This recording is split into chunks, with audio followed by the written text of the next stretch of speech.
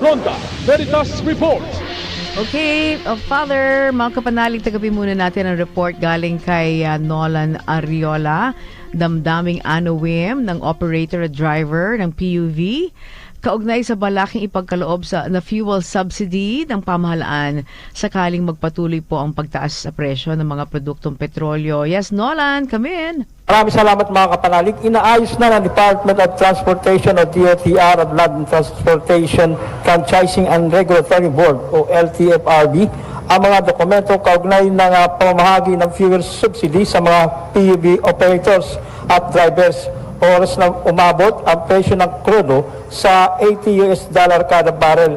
Ayon kay Transportation Secretary Bani Lopez, kasunod ito ng direktiba ni Pangulong Ferdinand Marcos Jr. na tiyaking nakaantabay ang tulong ng pamahalaan para sa mga PUV operator at driver matapos sumiklab ang gulo sa Middle East. Paliwanag ni Lopez, inaaksyonan na ng DOTR at LTFRB ang pag-aayos ng mga dokumento upang agad maipamahagi ang 2.5 billion pesos na subsidiya oras na tumaas ang presyo ng krudo sa $80 kada barrel. Dagdag pa ng kalihim, dinidinig din ngayon ng LTFRB ang mga petisyon para sa hiling na taas pasahe sa mga public utility vehicles. Kaugnay nito, narito ang tinig ni Sol at Redentor.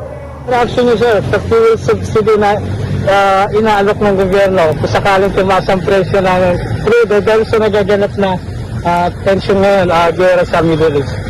Mas maganda sir kung may fuel subsidy kasi tulong yan sa driver at operator na araw-araw na mamasada. Talaga, may subsidy. Kasi may hirapan yung mga driver natin. Mahina ang biyahe. Pag mataas ang crudo, kung itataas naman natin yung pamasahe, kawawa naman yung pasahero. Yun na lang, pinakamaganda boss. Fuel subsidy. Mga kapanalig, isa sa dalangin at hangarin ng Simbahang Katolika ay ang bigyan ng balansing pagtugon ng mga kinaukulan ang mga hanaing minuan. Para sa Veritas 846, ang radyo ng Simbahan, ako yung kapanalig, Nolan Ariola, sumainyo ang katotohanan. Ronda Veritas Report.